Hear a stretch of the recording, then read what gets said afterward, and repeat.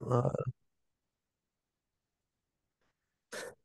Salut à tous et à tous, c'est Farouk. J'espère que vous allez bien. C'est un véritable plaisir de vous retrouver aujourd'hui pour une nouvelle vidéo. Cher Moldu, cher sorcier, chère sorcière.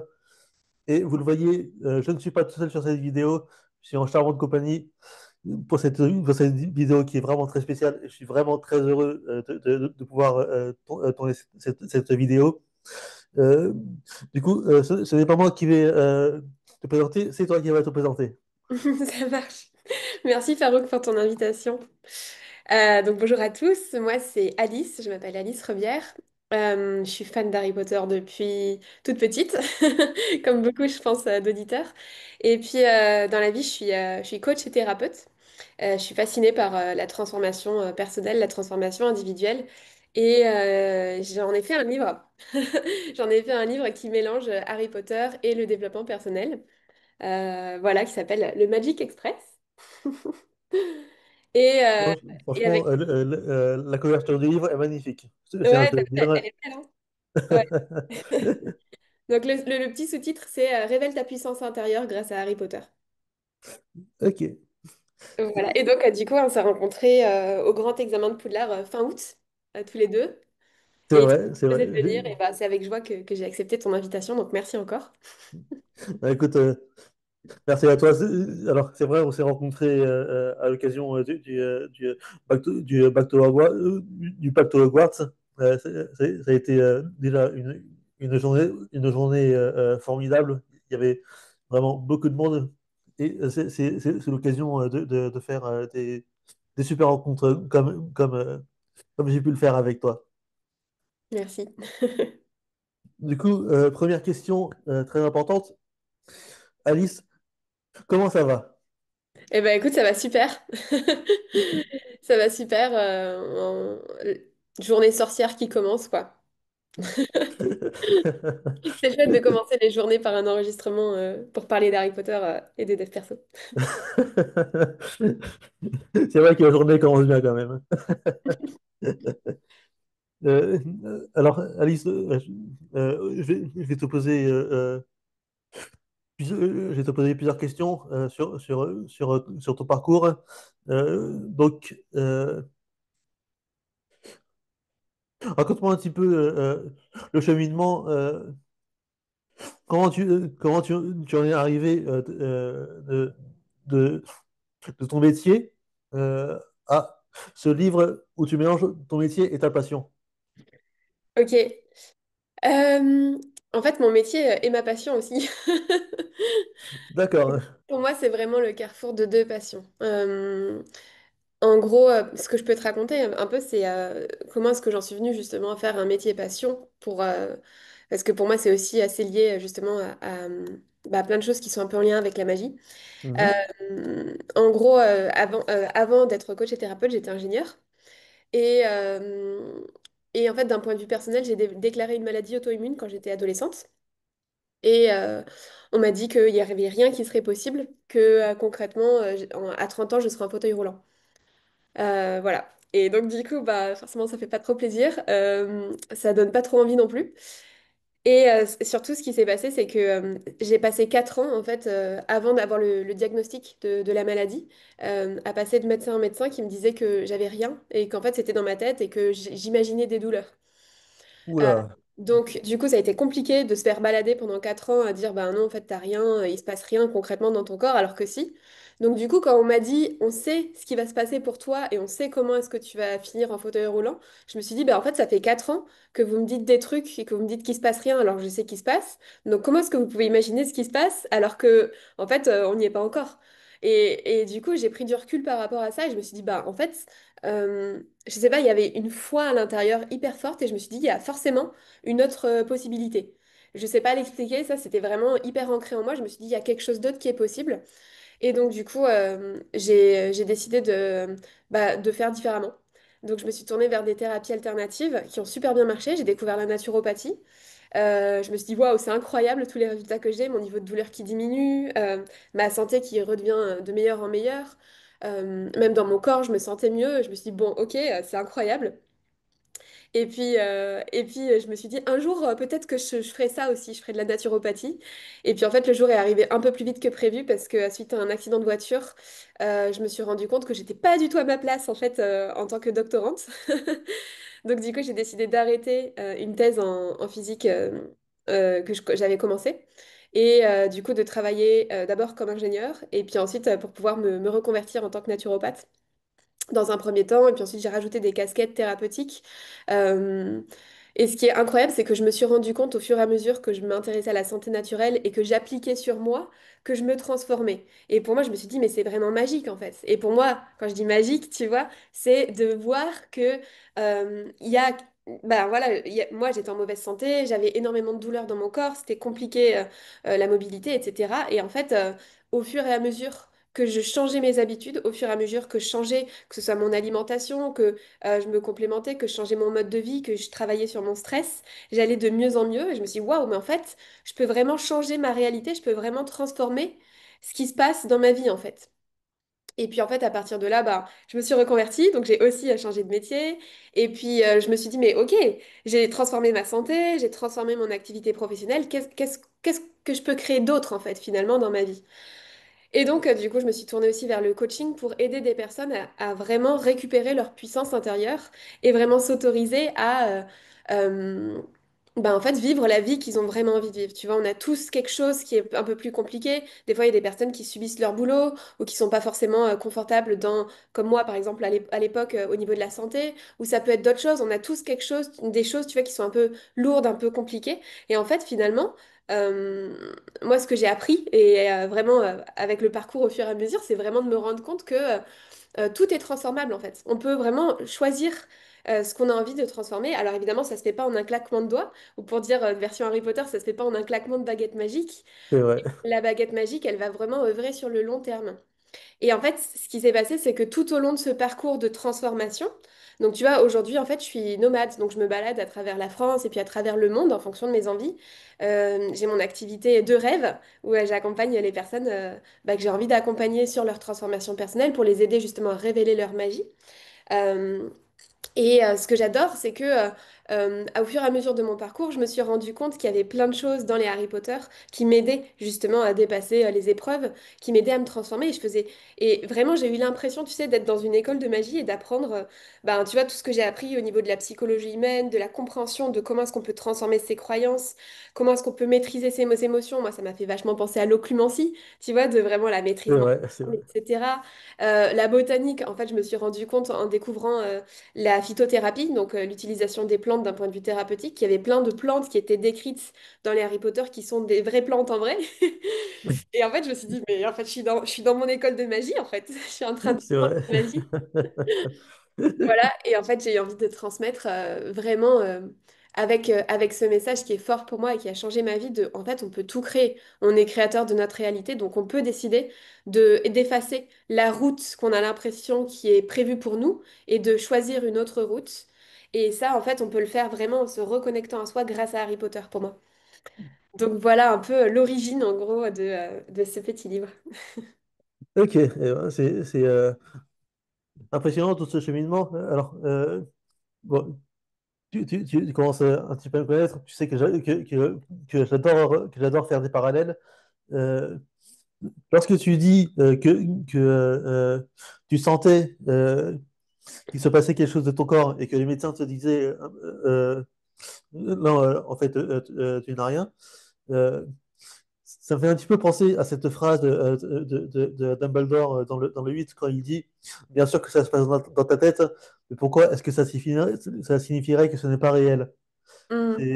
C'est un petit peu ce qui s'est passé. Tu sentais qu'il se passait des choses, mais les autres n'arrivaient pas forcément à voir ce qui se passait. Euh, Est-ce que tu as eu peur de te sentir un petit peu isolé dans ce qui t'arrivait? Euh, ouais, merci pour ta question. C'est marrant parce que moi j'ai pensé à une autre phrase de Harry Potter quand tu as commencé à parler, mais je te le dirai après. En fait, j'ai eu la chance d'avoir un environnement qui était hyper soutenant, d'avoir une famille très très soutenante. Donc je me suis pas sentie isolée parce que eux, ils se rendaient bien compte qu'au quotidien, tu vois, ça allait pas. Et du coup, ils me croyaient. Et finalement, tu vois, pour moi, ça m'a plus ramené ce que tu partages à Harry dans le cinquième tome, qui dit que Voldemort est de retour et qui se retrouve tout seul et qu'on le croit pas et qu'on lui dit que c'est des mensonges. Tu vois?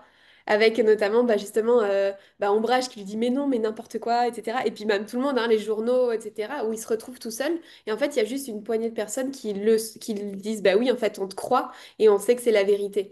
Alors évidemment, ça, c'est pas du tout la même échelle, hein, C'est vrai. mais ça m'est arrivé à d'autres périodes de ma vie, tu vois, d'avoir des croyances, d'avoir des vérités en moi qui n'étaient pas une vérité à l'extérieur forcément, tu vois. En tout cas, qui n'était pas la vérité mainstream. Et donc, du coup, d'avoir l'impression d'être un peu à contre-courant. Et là, pour le coup, dans ce genre de situation, je trouve que bah, justement, Harry aide énormément parce que finalement, ça permet. Moi, de toute manière, je suis quelqu'un qui me remet énormément en question, tu vois. Donc, je vais toujours Ouais. poser la question de ne pas rester figé dans une vérité, etc. Mais finalement, en allant chercher quand même dans l'esprit humain, tu vois, de ce qui se passe et tout, de dire, ben oui, en fait, ça me parle, tu vois. Et pas juste dans mon esprit, mais juste je sens que ça résonne en fait dans mon corps et que c'est aligné avec qui je suis, c'est aligné avec mes valeurs, avec ce que je porte, avec ce que je crois. Donc en fait, pour moi, c'est la vérité. Et derrière, ça pose tout un tas de questions sur la vérité relative ou absolue. Mais voilà, moi, ça me faisait plus penser à ça, tu vois. Je comprends, je comprends. Et ouais, tu as la chance d'avoir une famille qui est là pour toi. On va parler un petit peu de ta sœur avec qui tu fais des podcasts. Oui. Euh, comment, comment est-ce que ça t'a aidé de faire des podcasts avec ta sœur? Est-ce que ça t'a déjà aidé à franchir un- un cap personnel grâce à ta passion? Alors, effectivement, donc du coup, avec ma sœur, donc, qui s'appelle Lucie, on a un podcast ensemble sur Harry Potter qui s'appelle Les Bizarres Sisters. En fait, ça fait que 2 ans qu'on a créé ce podcast, même pas, ça va faire 2 ans, tu vois, à peu près autour d'Halloween, là, cette année. On va célébrer les 2 ans du podcast. Et en fait, pour moi, c'était comme quelque chose, tu vois, de... Ça fait longtemps que déjà ça mature et que j'ai envie d'en parler, de toutes ces relations justement entre Harry Potter et ce que ça peut nous apporter dans la vie. Euh, Mhm. et donc du coup, pour moi, c'était une évidence de le partager avec ma sœur pour partager des moments conviviaux, pour pouvoir... on partageait déjà énormément de choses autour d'Harry Potter puisqu'elle est à peu près aussi passionnée que moi. Mais du coup, de pouvoir en parler et puis de pouvoir partager ça, surtout avec d'autres personnes. Donc, je pense pas tant que ça m'a aidée, parce que du coup, c'était plus dans une volonté, tu vois, de partage qu'on a commencé ça. Parce que finalement, il y a beaucoup de choses que j'ai fait en sous-marin de mon côté avant. Et puis en plus, j'avais déjà un autre podcast professionnel aussi avant de lancer celui-là, qui s'appelle La magie de l'empuissancement. Donc, du coup, j'avais déjà, tu vois, un peu d'expérience, on va dire, là-dedans, quoi. D'accord. Ouais. Ok, C'est vraiment ok, plus ok. par passion et pour transmettre un peu les discussions qu'on a parce que bah, je sais que nous, on a la chance, tu vois, justement, d'être hyper passionnés ensemble et de pouvoir en discuter et tout. Et je sais qu'il y a des personnes qui sont hyper fans d'Harry Potter, mais du coup, qui n'ont pas forcément d'entourage qui est aussi fan et que ça fait toujours plaisir de tomber sur des personnes qui partagent leur passion et de rentrer dans les discussions ensemble. Là, je me retrouve totalement dedans parce que je suis un très grand fan de Harry Potter et parfois je me sens un petit peu isolé dans ma passion. Et du coup, t'es d'accord, ça fait du bien de retrouver des podcasts ou des youtubeurs et de dire, ah ouais, mais moi aussi je partage ça et de du coup de réussir à... Exactement, Ouais. exactement. Et c'est exactement ça. Et, euh, d'ailleurs, ma passion pour Harry Potter euh, elle m'a, elle m'a aidé à franchir un cap personnel dans le sens où j'ai pu aller vers les gens qui partageaient la même passion que moi. Et, Yes. c'est un petit peu ce qui est arrivé à Harry dans la sens, parce que quand il a découvert qu'il était un sorcier, il a commencé à l'école et il a pu se rapprocher des sorciers, des personnes qui pensent comme lui. Son évolution, elle a commencé comme ça. Elle a commencé par, par ses premières fréquentations Euh, et aussi, ça a commencé par la prise de conscience de ce qu'il est. Totalement. Et tu vois, c'est marrant que tu dises ça parce que c'est quelque chose dont je parle dans mon livre, dans le chapitre 2. Euh, En fait, en réalité, devenir un sorcier, devenir un magicien, pour moi, c'est quelque chose qui s'apprend, tu vois. Parce que dans Harry Potter, on a les sorciers et les moldus. Et donc, du coup, si t'es moldu, tu peux pas devenir un sorcier. Mais moi, je considère que dans notre vie, en fait, tout le monde a la possibilité de devenir sorcier, de devenir magicien. C'est quelque chose qui s'apprend, mais en fait, le potentiel, il est là de base. Et donc, du coup, le livre, il propose vraiment un chemin pour devenir, en quelque sorte, passer de moldu à sorcier, mais dans la vraie vie, tu vois. Et sauf qu'en fait, c'est pas évident de faire le chemin tout seul. Et justement, j'en parle, c'est beaucoup plus facile si jamais tu as un environnement soutenant. Si jamais tu as ta propre armée de Dumbledore, tu vois, ou ton ordre du Phénix autour de toi. Et finalement, c'est ça, c'est retrouver les personnes euh, qui vont avoir un petit peu le même état d'esprit que toi, ou qui vont avoir les mêmes passions, qui vont avoir des choses, tu vois, qui vont avoir la même direction aussi.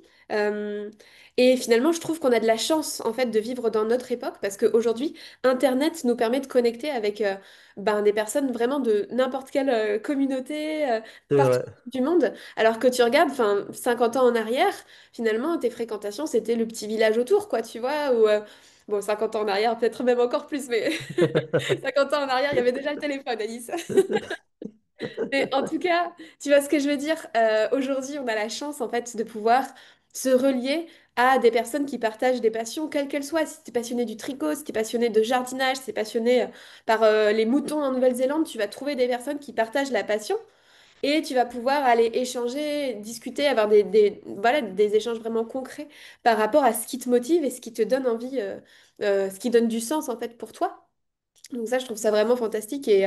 Et plus justement on va s'entourer de personnes qui vibrent la même chose que nous, plus on va s'entourer de personnes qui vibrent en tout cas la même chose que là où on veut aller, plus c'est porteur finalement. Et pour moi, ce qui est important, c'est justement ce truc de réussir à se tirer vers le haut. Alors autant avec des personnes qu'on connaît dans la vraie vie, mais autant ça peut être des podcasts inspirants, des personnalités aussi, tu vois, etc. C'est vrai, je comprends, je comprends. Moi, en termes de développement personnel, il y a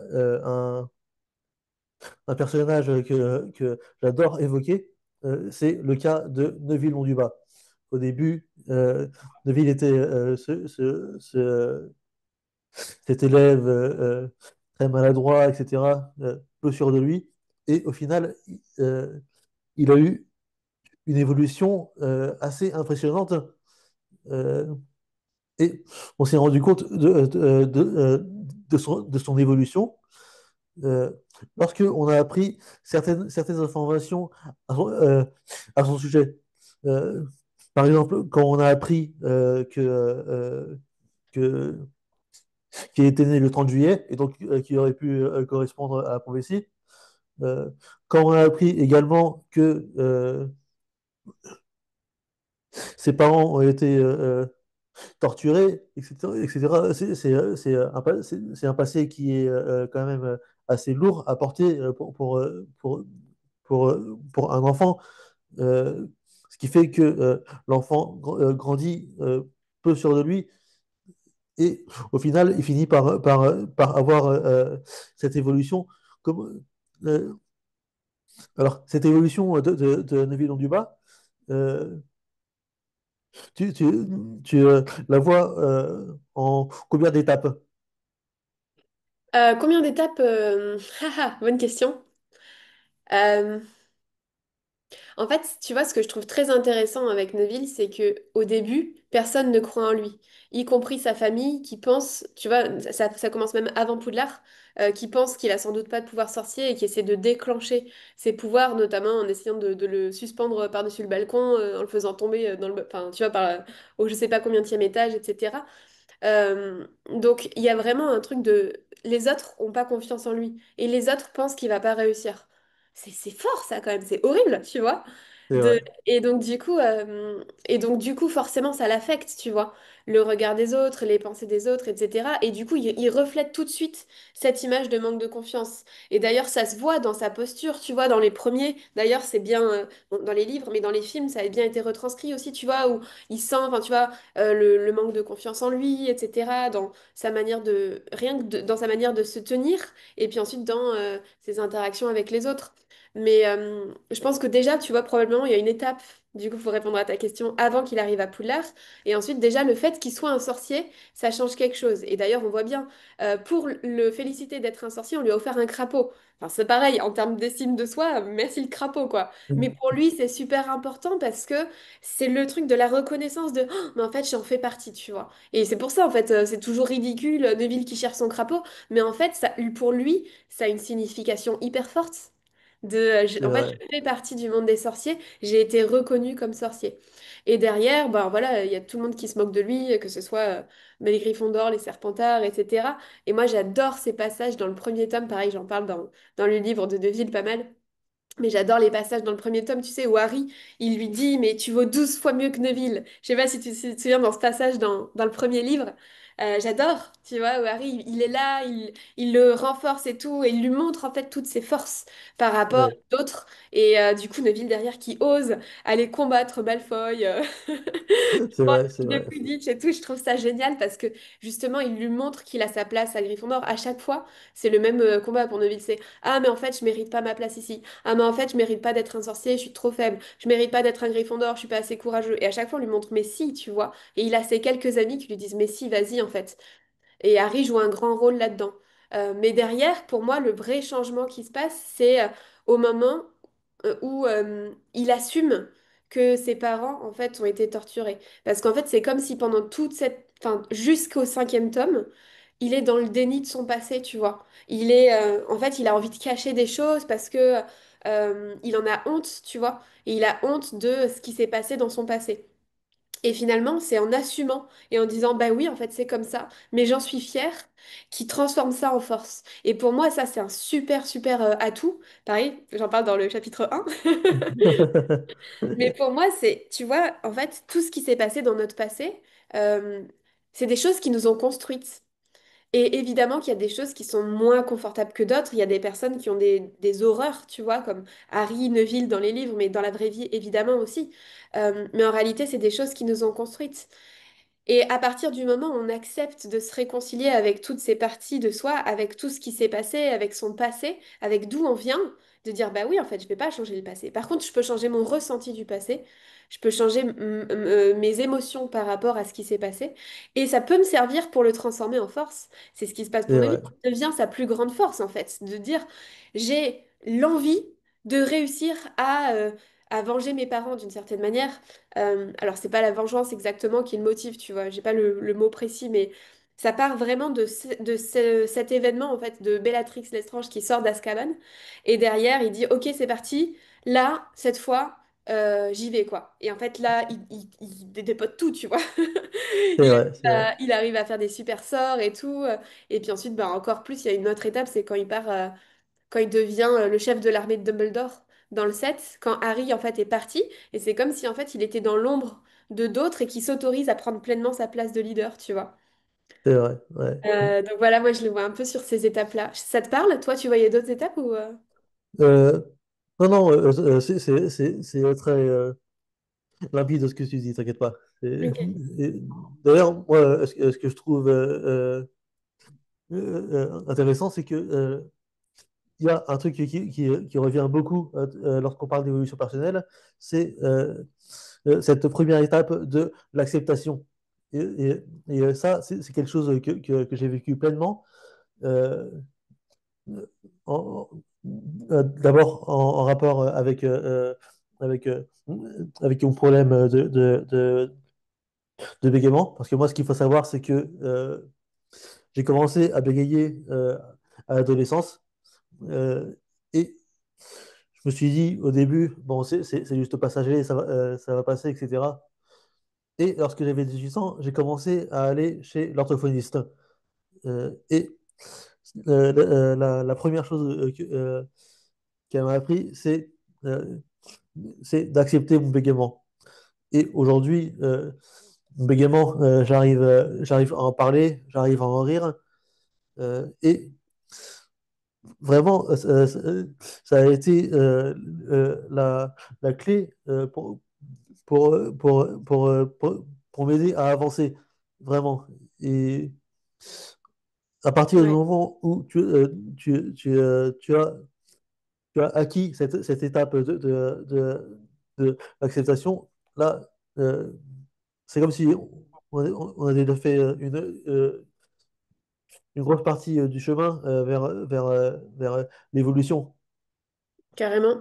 Et moi, je trouve ça hyper courageux, en fait, tu vois, de dire, vas-y, je vais lancer une chaîne YouTube, je vais aller parler de ma passion, et je trouve ça génial, en fait. Et pour moi, c'est vraiment exactement la même chose, comme tu dis, que Neuville, tu vois, de ce courage de dire, bah, ouais, en fait, alors, t'es Serdaigle, je crois, hein, mais tu dois avoir un petit ascendant Ouais, je britannique. suis serdaigle.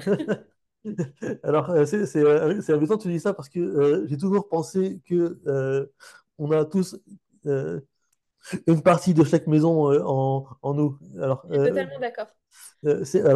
certes, je suis serdaigle pour ma créativité, mon imagination. J'ai toujours envie d'en apprendre plus.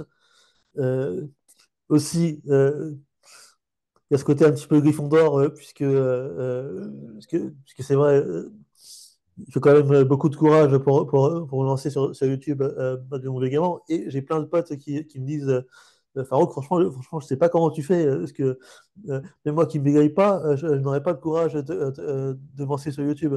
Et ça, juste quand on dit ça, mais ça sonne comme une grosse victoire pour moi.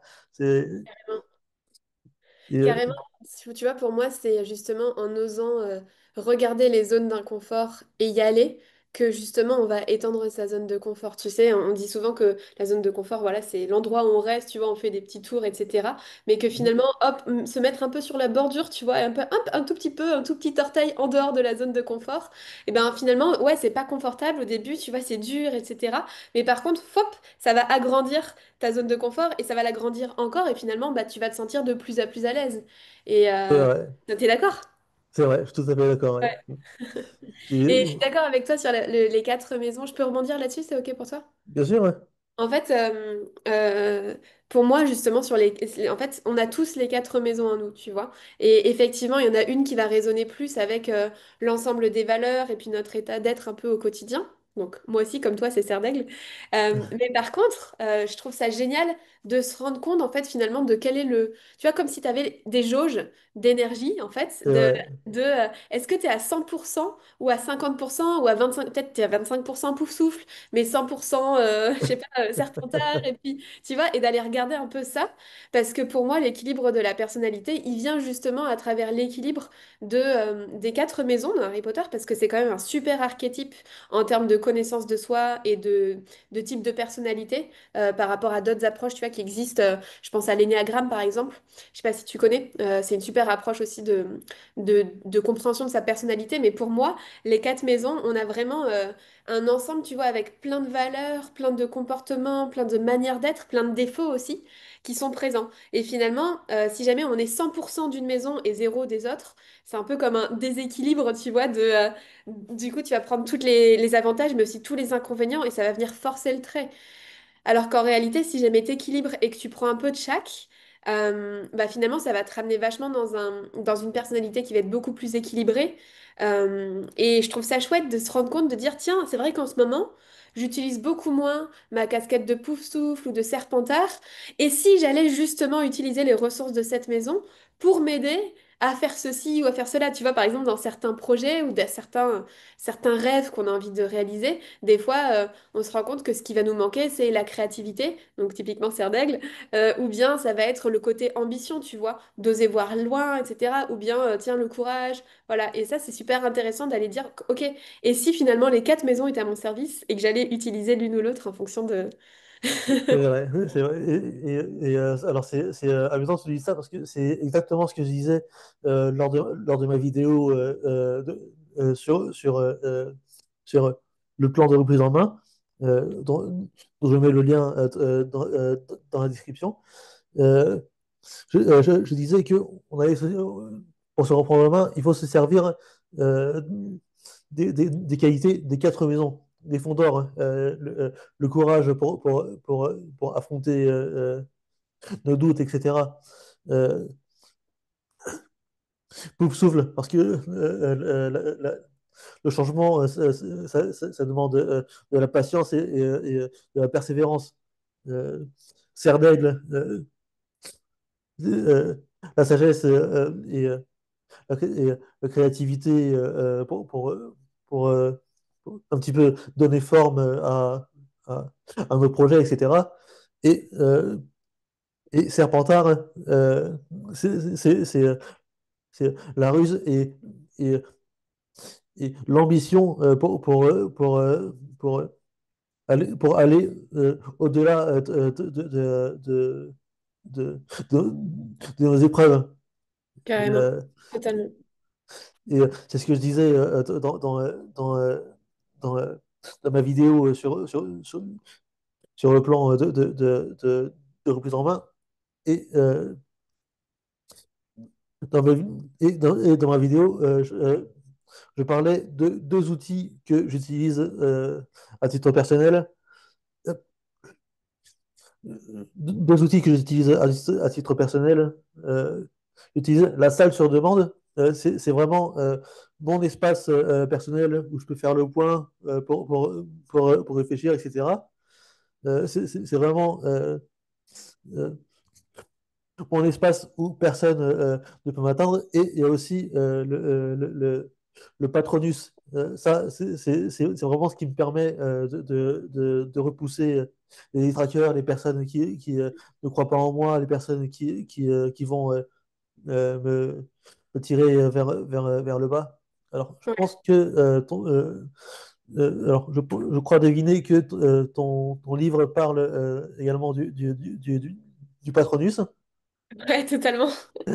Qu'est-ce que tu, qu'est-ce que tu dis du Patronus? Donne-moi ta version du Patronus telle que tu en parles dans ton livre. En fait, il y a toute une partie du livre où je parle des émotions, en fait, et de comment est-ce que finalement, la manière dont on laisse circuler les émotions en nous, c'est en lien avec la magie qui circule en nous, en fait. Et il y a vraiment une analogie pour moi entre les deux. Donc, j'explique ça. Et effectivement, il y a plein de choses qui nous parlent des émotions dans Harry Potter et de la gestion des émotions. Et donc, le Patronus, c'est super intéressant parce que ça vient justement nous aider dans les moments de désespoir, dans les moments compliqués, dans les moments de perte de confiance aussi. Euh, donc, du coup, le Patronus, tu vois, d'ailleurs, Lupin, il dit à Harry, c'est un sortilège vraiment de magie avancée. C'est pas un truc facile. Et c'est clair que quand tu regardes concrètement, c'est quoi? C'est quand il y a le pire des désespoirs qui arrive, le détraqueur, qui vient te plonger dans les moments les plus atroces de ta vie. C'est à ce moment-là que tu dois réussir à te reconnecter à la joie qui va permettre de lâcher ça, en fait, et de faire partir ce truc extérieur qui vient ramener du désespoir. C'est hyper fort comme truc, tu vois. C'est Euh, vrai, c'est vrai. c'est vraiment pas facile. Et d'ailleurs, je mets au défi hein, les personnes de dire, parce que tu sais, aujourd'hui, tout le monde dit oui, bon, je peux faire mon test de Patronus et tout. Mais en fait, je pense qu'il y a beaucoup de personnes qui se rendent pas compte à quel point c'est hyper dur, en fait. C'est hyper. Euh, Ouais, c'est un gros, gros, gros effort, quoi. Et je trouve ça hyper intéressant, vraiment, parce que concrètement, ça veut dire quoi? Ça veut dire te reconnecter à la joie, te reconnecter à du bonheur. Donc ça veut dire déjà avoir conscience en amont de moments dans ton passé qui t'apportent de la joie. Et derrière, ça te demande aussi d'avoir la capacité de recréer cet état de joie à l'intérieur de toi donc déjà, comme Harry, tu vois, au début, Harry, il s'entraîne, il n'y a pas encore de détraqueurs. Et il essaie de Ouais, s'entraîner à reconjurer le souvenir pour venir recréer le sentiment de joie à l'intérieur de lui et réussir à produire le Patronus. Et déjà, rien que ça, tu vois, ça peut être hyper intéressant pour les personnes qui nous écoutent d'aller se poser la question, ok, c'est quoi trois moments dans mon passé où vraiment j'ai ressenti une énorme joie? Ok, c'est bien de le savoir, mais derrière, comment on fait pour retourner vraiment dans un souvenir, tu vois? Harry, il ferme les yeux, il va se reconnecter aux images, aux sensations, peut-être au bruit, tu vois, vraiment se remettre dans l'ambiance voir qu'est-ce qui a été vécu, qu'est-ce qui a été entendu, qu'est-ce qui a été ressenti à l'intérieur, les émotions, et petit à petit, tu vois, de refaire vivre ça à l'intérieur. Et comme ça, tu peux visiter plusieurs souvenirs d'affilée et du coup faire monter cette joie, ce bonheur à l'intérieur. Et ça, C'est c'est un vrai. exercice qui demande à être fait en dehors des phases justement où on est face à un détraqueur, donc face à du désespoir ou des choses très compliquées. Parce qu'en fait, plus tu vas le faire de manière régulière, euh, plus tu vas avoir cet automatisme à aller te connecter à ce bonheur dans ton passé. Et donc à le ramener dans le présent. Parce qu'en fait, tu vois, les émotions, c'est quelque chose. On en parlait, tu sais, tout à l'heure quand on disait que on peut justement, on peut pas transformer le passé, mais on peut changer le ressenti qu'on en a aujourd'hui. En fait, C'est les vrai. émotions du passé, on n'y a plus accès. Mais on a accès au ressenti aujourd'hui par rapport à ce qui s'est passé. Et il y a des personnes qui vont avoir un ressenti de quelque chose qui a été très joyeux, mais aujourd'hui c'est ah ouais, bof, tu vois. Genre, ah ouais, c'était. Enfin, tu vois, quelque chose qui est devenu banal. Euh, Tu vois, par exemple, je sais pas, toi, la première fois que tu as fait une vidéo et que tu t'es dit, waouh, j'ai réussi, est-ce que c'est toujours aussi vivant que la première fois ou pas? Il y a des personnes pour qui ça va rester très vivant et en mode, oh, waouh, incroyable. Et puis il y en a d'autres, c'est, bah ça va, maintenant j'en ai fait 150, donc du coup, c'est comment pour toi? Alors, alors personnellement, euh, quand je vois d'où je suis parti, à partir de mon bégaiement, euh, quand je vois le chemin que j'ai parcouru, les vidéos que j'ai fait, et aussi ceux qui me disent que mes vidéos sont de plus en plus qualitatives, je vois mon nombre d'abonnés qui augmente petit à petit, c'est clairement une grande fierté pour moi. C'est clairement, euh, c'est c'est clairement à ça que je m'accroche, que je m'accroche, parce que je prends aujourd'hui beaucoup de plaisir à tourner ces vidéos. Donc ce que j'ai ressenti lorsque j'ai pu sortir ma première vidéo, euh, m'en sert pour, pour, pour continuer. Parce que, euh, on le répète, mais se lancer sur YouTube, malgré son problème de bégaiement, ça demande quand même une grosse dose de courage. Et une fois qu'on a franchi ce premier palier, là, c'est vraiment ce qui permet d'avancer, c'est d'avoir conscience de se dire j'ai réussi à franchir ce cap. Maintenant, je continue et et je n'oublie pas de prendre du plaisir quand je tourne mes vidéos. Carrément. Carrément. Et tu vois, pour moi, tout ce qui se joue avec le Patronus pour Harry, où c'est vraiment conjurer du bonheur dans les moments compliqués, comme dirait Dumbledore, trouver du bonheur même dans les moments les plus sombres. Il suffit de se souvenir d'allumer la lumière. Exactement. Et en réalité, c'est exactement la même chose, tu vois, sur d'autres, ça peut être sur d'autres émotions. Et typiquement, ou sur d'autres thématiques, tu vois, comme la confiance en soi. Finalement, d'aller récupérer des moments où on s'est rendu compte qu'on a réussi à dépasser des choses, on a réussi à faire des choses dont on était fier, tu vois. Et en fait, on a tous des choses dont on est fier, même si c'est pas dans le même domaine. Parce que, par exemple, tu vois, moi, au début, quand je me suis lancée en tant qu'entrepreneur, bah forcément, au début, tu vois, t'as un peu de manque de confiance en toi, etc. Mais en fait, il y a plein de choses dans ta vie, outre que ton activité pro, où ben, tu es fier de toi. Et donc, du coup, c'est C'est d'aller vrai. connecter tous les différents moments dans les différents domaines. Ça peut être, ouais, ça peut être au niveau, je sais pas, si tu es sportif, tu vois, et que tu as réussi ben, à te dépasser, ou enfin, tu vois, t'étais pas sportif et tu as réussi à devenir sportif, ou si ça peut être dans ta vie sociale, ça peut être dans ta vie de couple, ça peut être au niveau pro, il peut y avoir tellement de domaines différents dans la vie, tu vois, et d'aller collecter ces moments de, ah ouais, mais ça, c'était compliqué et je l'ai dépassé. Et derrière ça, ça vient augmenter ta confiance en toi. Et ça, c'est des... Tu vas de récupérer ces souvenirs-là et de ramener l'émotion de fierté et de se rendre compte que, waouh, je l'ai fait, je l'ai dépassé. Et ben là, ça, pareil, ça va faire grandir la confiance en soi. Et c'est exactement la même chose que Harry avec, avec le Patronus. Et c'est clair que c'est plus facile de faire dans un moment où ça va bien que dans un moment où ça va pas. C'est vrai, c'est vrai. D'ailleurs, Donc, pour revenir sur Harry et le Patronus, bon, on a vu que Lupin disait qu'il faut se concentrer sur un souvenir heureux, donc un événement du passé. Mais dans Harry Potter 5, il y a ce moment quand Harry passe ses examens et que l'un des examinateurs lui dit que pour un point de plus, alors ce qui me paraît très peu quand même, euh, est-ce qu'il peut reproduire un patronus corporel? Et cette pensée positive que Harry a eue pour réussir son patronus, c'était d'imaginer Ombrage qui faisait virer. Donc on est j'adore ce passage. on est sur un truc qui ne s'est pas encore passé, mais c'est une projection heureuse. Est-ce que toi, dans ton livre, tu parles de cette projection, de cette perspective sur l'avenir, sur peut-être le moyen court terme, sur le long terme? Ouais, c'est hyper intéressant parce que tu vois, ça revient vraiment à ce truc de dire les émotions, on peut les ressentir que maintenant.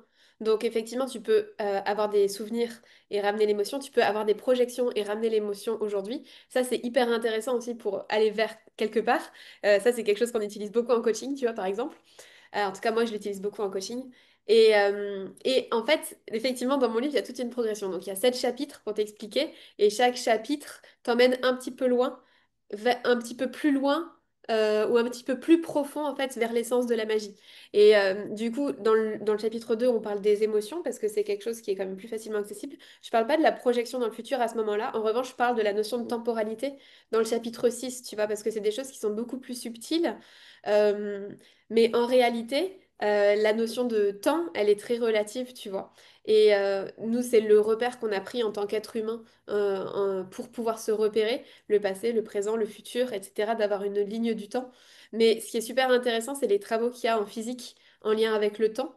Je m'intéresse beaucoup à ça en ce moment. Et en fait, c'est génial de se rendre compte que finalement, ben, le futur peut venir créer le présent.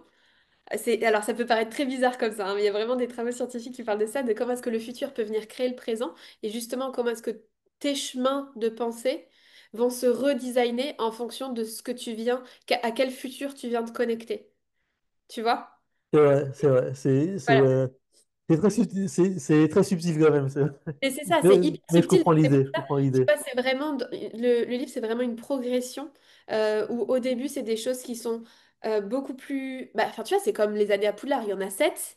Dans dans la 7e année, dans l'année des aspics, tu vas pas voir la même chose qu'en première année. Tu vois, en première année, tu vas apprendre à lancer un Wingardium Leviosa, à transformer une aiguille en allumette ou une allumette en aiguille, je sais plus. Et puis ensuite, au fur et à mesure, ça devient de plus en plus compliqué. Et puis, bah, les potions avancées comme le Félix Felicis, le polynectar, tu les vois en 6e ou 7e année, tu vas pas les voir en première année. C'est la C'est même chose vrai. en fait dans le livre. Les outils, pour moi, qui sont les plus avancés, ils sont dans le chapitre 6 et 7. Alors, je sais pas, peut-être qu'il y aura un autre tome plus tard pour des choses encore plus avancées, mais en tout cas, c'est quand même déjà une belle base pour pouvoir transformer plein de choses. Bah, écoute, franchement, je souhaite clairement qu'il y ait, qu'il y ait un tome 2 et puis comme ça, peut-être que tu reviendras sur ma chaîne pour un nouvel enregistrement, pourquoi pas. Avec plaisir, même sans le tome 2, hein, avec plaisir.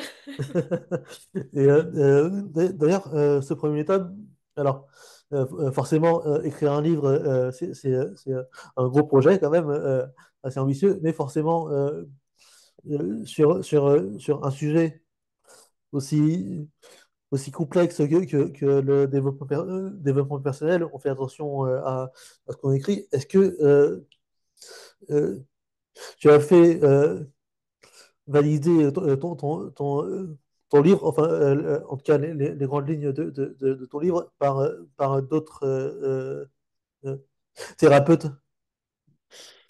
Alors, tu sais, moi, ça fait depuis mes 15 ans, donc Ça fait plus de 15 ans, ça fait 17 ans maintenant que du coup je m'intéresse au développement personnel et que j'ai commencé à transformer des choses. Alors j'ai fait beaucoup de formations. Je les ai pas toutes listées d'ailleurs sur mon site internet, mais j'ai fait énormément de formations. Donc j'ai pas besoin en fait d'aller faire valider quelque chose à l'extérieur. Euh, D'accord, D'ailleurs, mon objectif, c'est pas de faire quelque chose qui soit théorique dans le livre, c'est vraiment de justement de rendre des complexes qui pourraient être compliqués et de les transformer en quelque chose qui soit simple, tu vois, et compréhensible. Parce que je pense qu'il y a déjà suffisamment de livres théoriques avec de l'information. Alors je sais qu'en tant que serre d'aigle, on adore aller chercher de l'information. c'est vrai. Mais mon objectif, c'est vraiment de que ce soit des choses qui soient concrètement utilisables dans la vie, tu vois, de tous les jours. Voilà. Donc du coup, mon objectif dans le livre, c'est vraiment d'amener des concepts avec justement ces métaphores, avec ces analogies avec Harry Potter, qui vont être applicables tout de suite en fait dans ta vie, tu vois. D'accord, ok. Ok, je comprends parfaitement l'idée. Euh, si tu, euh, si, si tu devais, euh, si tu devais prendre une citation des films pour décrire ton livre, quelle serait cette citation?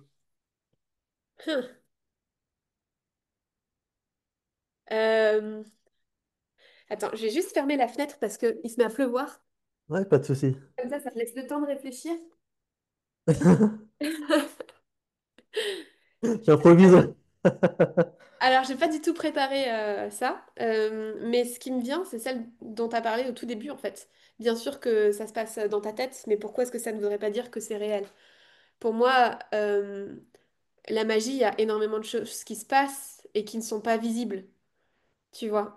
C'est Et juste vrai. le principe, c'est ce que j'en parle dans l'introduction du livre, mais le principe de la magie, en fait, c'est justement que dans l'invisible, dans ce qu'on ne voit pas, mais ce qui se passe dans le champ d'information, il y a énormément de choses qui vont permettre de venir transformer notre réalité. Et en fait, l'essence de la magie est invisible. Donc pour moi, ça serait cette citation-là de Dumbledore. Ok, ok. Euh, Quel est pour toi le chapitre enfin, est-ce que pour toi il y a un chapitre qui est qui a plus d'importance qui a plus d'importance que les autres dans ton livre? Quand je parle d'importance, c'est vraiment en termes de conscience et de ce qu'il peut apporter pour le développement personnel. Je pense que ça dépend de où est-ce que tu en es, en fait, dans ton évolution personnelle. Il y a une suite logique à les lire dans l'ordre. Après, une autre manière de le lire, c'est... mais pour moi, c'est plus, tu vois, sur une deuxième lecture, ou bien une fois que tu l'as lu, après derrière, d'autoriser à y aller un peu à l'intuition et à dire, ah tiens, ah bah tiens, là c'est... ouais, effectivement, un truc sur la thématique de la mort, ça me parle parce que je vais être dans une phase de deuil. Ou bien, tiens, manifester des choses, donc venir créer sa propre réalité. Bah ouais, en fait, là, ça me parle énormément. Donc vas-y, je vais relire une partie sur ça, ou tu vois, ou sur Harry qui a incompris et qui a besoin de porter son message. Et je pense qu'il y a vraiment des phases différentes en fonction de où on en est. Mhm, Euh, je pense qu'il y a... Alors, ce que j'ai envie de te partager comme ça, c'est le chapitre 4 justement, qui tourne autour de la manifestation. C'est-à-dire comment est-ce qu'on crée ce qu'on veut, tu vois. Euh, des fois, il y a des gens qui pensent que ah, c'est parce que tu penses, tu as la pensée magique de ah, tu penses à un truc, donc ça va se créer. C'est pas comme ça que ça marche. Mais mhm. en fait, la magie, tu vois, au-delà de Harry Potter, même, c'est un magicien qui conjure un lapin dans un chapeau. Oh tiens, il y a un lapin qui est apparu. Tu sais, c'est un peu le rêve ultime de tout le monde d'avoir une baguette magique et de pouvoir créer quelque chose ou de pouvoir attirer à soi quelque chose avec un sortilège axio. Ou bien par exemple, tu vois, justement, dans la salle sur demande dont tu parlais, tu sais, comme Harry dit, tiens, j'ai besoin d'un sifflet. Oh, bah, il y a un sifflet. C'est Euh, vrai, c'est vrai. et en fait, ça marche pas exactement comme ça dans la réalité, mais il y a des moyens pour créer ça pour réussir justement à attirer à soi et à manifester. des choses. Et donc ça, j'en parle dans le chapitre 4. Pour moi, c'est des choses vraiment qui sont hyper précieuses, qui m'ont énormément servi dans ma vie. Et pareil, je trouve qu'Harry Potter est un excellent professeur par rapport à ça.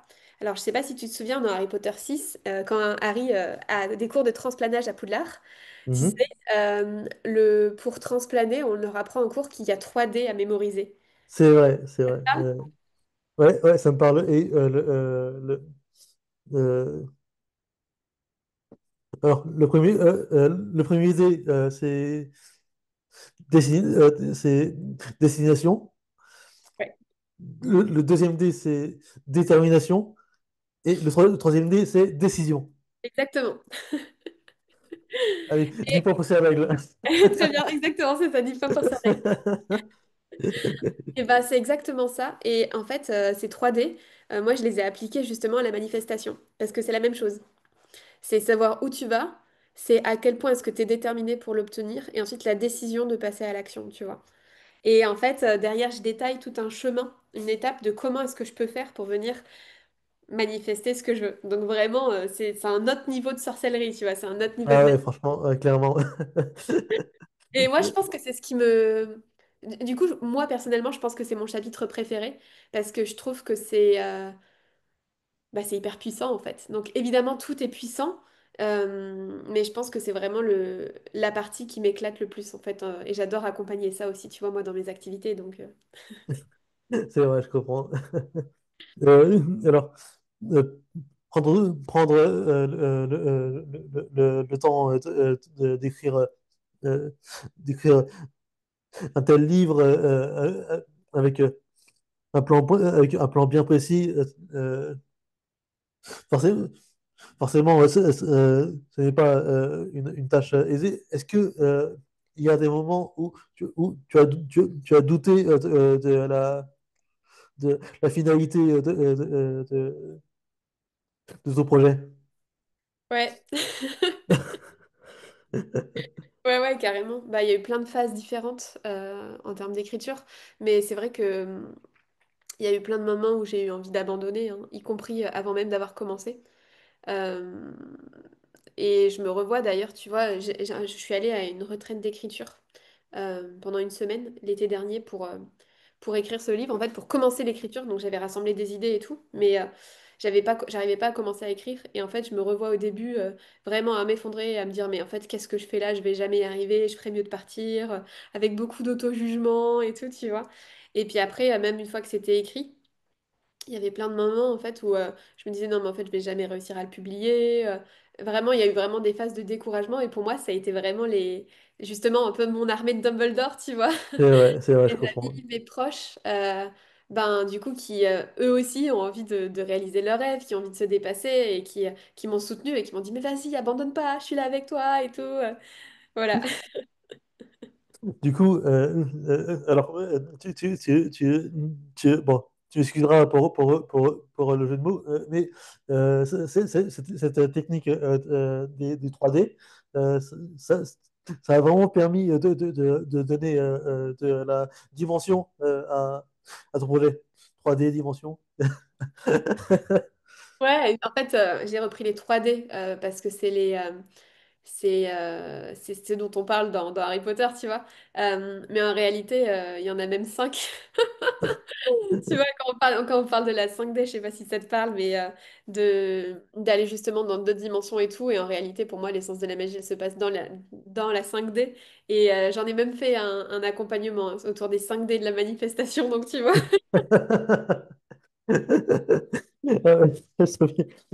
Ça fait beaucoup de dimensions, effectivement. Et, et, et, est-ce que, alors, toi, avec les personnes que tu suis, tu te sers également de la saga Harry Potter pour, pour, euh, pour ton programme, etc. Alors, oui et non. Ah, C'est-à-dire que il y a des choses que j'ai pas forcément le droit de faire, tu vois. d'accord. Donc je fais vraiment attention en termes de justement de comment dire par rapport aux droits de la Warner Bros, etc. Tu vois, de la franchise Harry Potter. Mais en revanche, c'est clair que moi je fais plein d'analogies, tu vois. Et ça, c'est des choses, je sais que dès que j'ai des clients qui aiment bien un peu Harry Potter, et ben ça, on va pas s'en priver parce qu'il y a tellement de, justement, de choses qui peuvent venir soutenir, mais pas que dans Harry Potter, après c'est valable aussi sur évidemment d'autres mondes, etc. Bon, moi, ma spécialité, c'est Harry Potter, un peu comme toi, donc forcément, c'est clair que là, on a plein de portes et ouais, je l'utilise beaucoup en analogie, en fait. Mm. D'accord. Est-ce qu'il y a un film Harry Potter ou un livre Harry Potter qui t'a inspiré plus que les autres en termes de développement personnel? Ah, c'est intéressant parce qu'on m'a toujours demandé c'est lequel mon préféré, mais on m'a jamais demandé lequel m'a le plus inspiré. C'est pas la même question.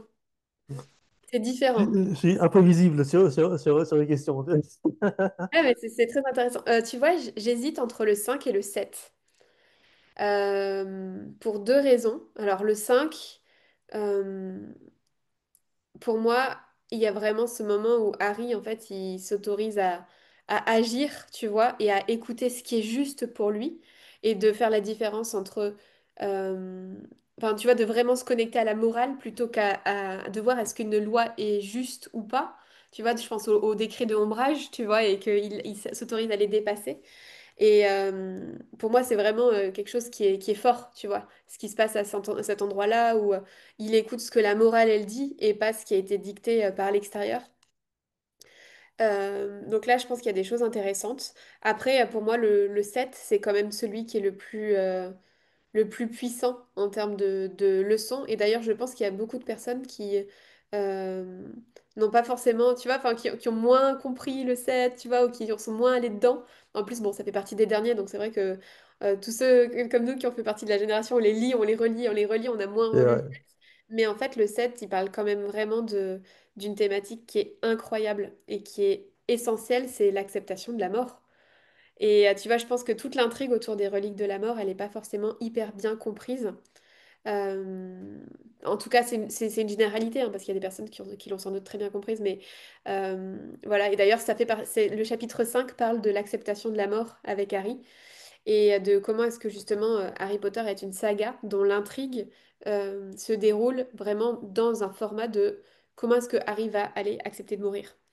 Finalement, si tu résumes l'intrigue en deux phrases, c'est Voldemort, c'est le méchant qui veut devenir immortel et Harry doit l'empêcher de devenir immortel. Et donc, du coup, il va accepter de mourir pour faire en sorte que Voldemort soit pas immortel. Donc, c'est vraiment de sortir de l'illusion de l'immortalité. Et d'ailleurs, pareil sur les titres des livres.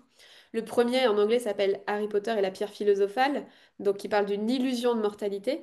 Et le dernier s'appelle Harry Potter et les reliques de la mort, qui est les reliques de la mort, c'est la solution pour accepter la mort, en fait. Pour aller vraiment volontairement vers la mort. Et non pas, enfin, tu vois, devenir maître de la mort, ça veut dire l'accepter et non pas la dépasser. C'est là que je pense qu'il y a Ouais. des choses qui ont mal été comprises. Et pour moi, vraiment, c'est indispensable en fait de se reconnecter à son humanité pour revenir dans une humilité aussi de dire que ben en fait on n'est pas éternel et donc derrière ça redonne du sens en fait à notre existence, à pourquoi on est là, à qu'est-ce qu'on va faire et ça redonne du sens aussi au temps qu'on a. C'est Et donc vrai.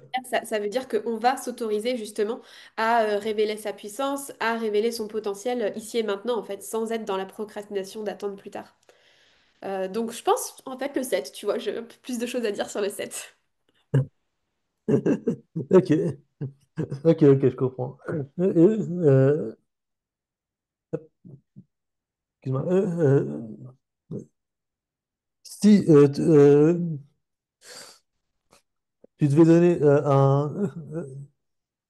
si tu devais associer un sortilège à ton livre, quel serait ce sortilège?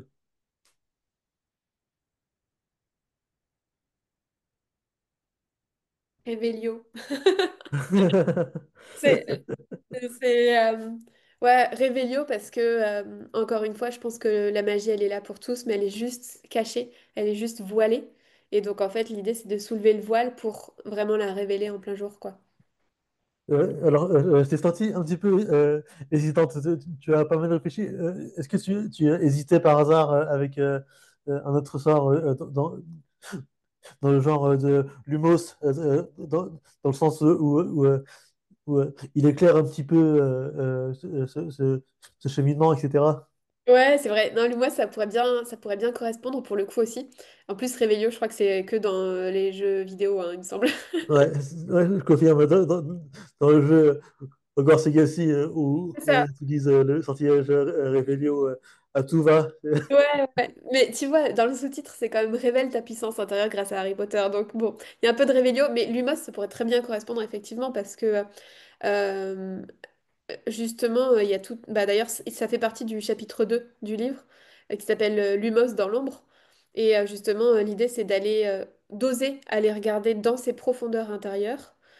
Et en fait, en ramenant de la lumière, ça permet d'aller justement plus facilement explorer les choses qui sont pas confortables ou qui sont euh, moins montrables, tu vois. Par exemple, des choses comme la colère ou bien je sais pas, quelqu'un qui va être rancunier, tu vois, c'est pas quelque chose dont tu vas te vanter en général. C'est vrai, c'est vrai. Tu vois, et donc justement, quand tu parlais d'acceptation, il y a l'acceptation justement de toutes les choses qui sont moins confortables et en fait d'aller mettre de la lumière dessus, ou bien aller mettre de l'amour aussi. C'est vrai. C'est quand même une des thématiques aussi de Harry Potter, ben, ça permet justement de mieux l'accepter. Donc ouais, l'humour, ça pourrait marcher aussi. Si- Alors, une question que les gens aiment beaucoup poser,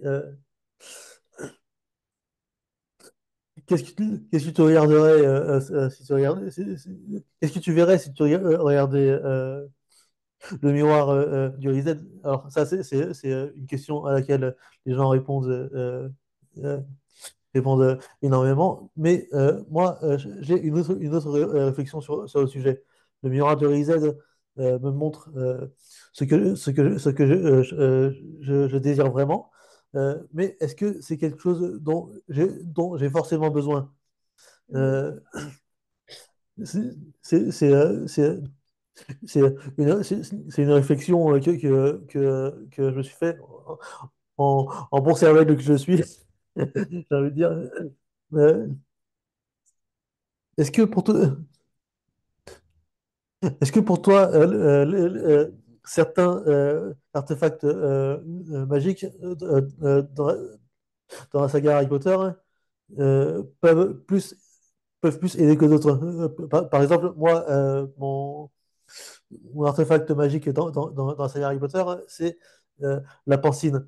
Parce que ça me permet, ça me permet de filtrer mes pensées, mes souvenirs, pour vraiment garder ce que je veux revoir.